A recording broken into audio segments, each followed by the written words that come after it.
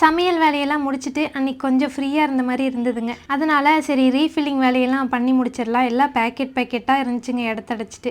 சரி இந்த வேலையெல்லாம் முடிச்சுட்டு அரைச்சி வைக்க வேண்டியது எல்லாத்தையுமே கையோடு அரைச்சி வச்சிட்டோம் அப்படின்னா 1 மாதத்துக்கு அப்புறம் எந்த பிரச்சனையும் இருக்காதுங்க. சீரகம் மிளகெல்லாம் வாங்கிட்டு வந்து 2 மாதத்துக்கிட்டேயே ஆயிடுச்சுங்க. டிமார்ட் போயிருந்தப்போ வாங்கினது.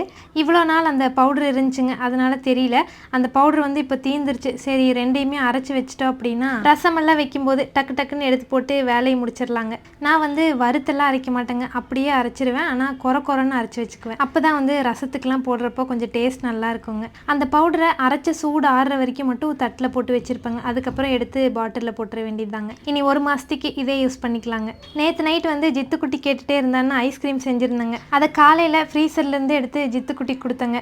டேஸ்ட் வந்து அல்டிமேட்டாக இருந்துச்சுங்க. கடையில் வாங்கி சாப்பிட்டா எப்படி இருக்குமோ அதே மாதிரி இருந்தது.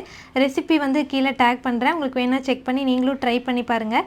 இந்த சம்மர் முடியறதுக்குள்ளே ட்ரை பண்ணி பார்த்துட்டு உங்களுக்கும் அந்த டேஸ்ட் பிடிச்சிருந்தா மறக்காமல் கமெண்ட்டில் சொல்லுங்கள்.